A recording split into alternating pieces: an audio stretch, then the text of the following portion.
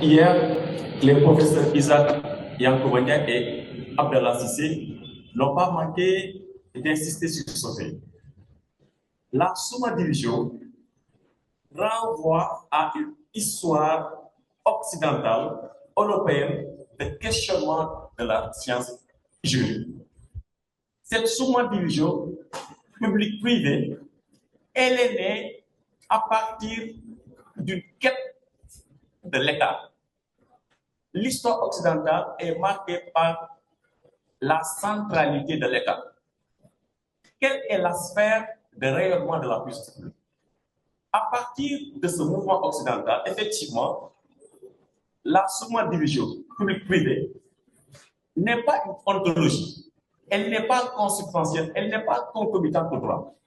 Ce n'est pas une essence, c'est une heuristique en épistémologie. C'est une forme de pédagogie pour pénétrer les réalités qui n'ont de sens que par rapport à une histoire donnée, histoire occidentale.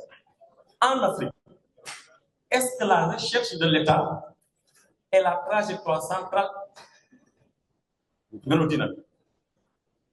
Personnellement, je ne pense pas.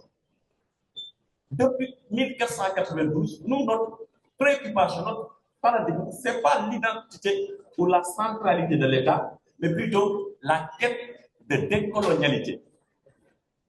À partir de quel point de vue on pourrait identifier ou pénétrer le droit? Ce n'est pas le privé et le public. Cette catégorie, dans cette Afrique contemporaine, pour ma part, n'a aucun sens, excusez-moi du terme, aucune signification, voire aucune pertinence. Le droit en Afrique n'est ni public ni privé. La Summa Division est une actualité occidentale. Et ce que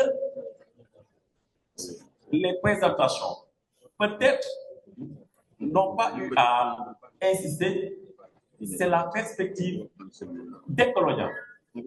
En Afrique, à partir de quel point de vue, à partir de quel paradigme, on peut investir les réalités juridiques. Et ce renversement épistémique aurait peut-être la faveur d'éclairer nos questionnements publics, privés. Ce ne sont pas des ontologies, ce ne sont pas des essences. Et ce paradigme ne s'impose pas à nous. Public et privé constituent une invention occidentale. Et le droit comme ordre de savoir n'est ni public ni privé. Mais mon propos, et j'ai eu à l'évoquer, est éminemment subjectif.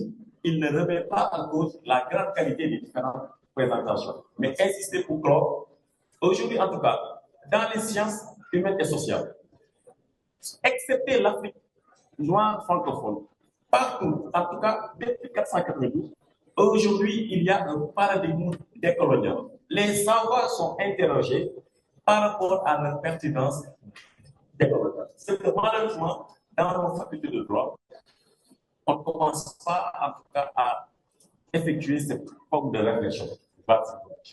Merci.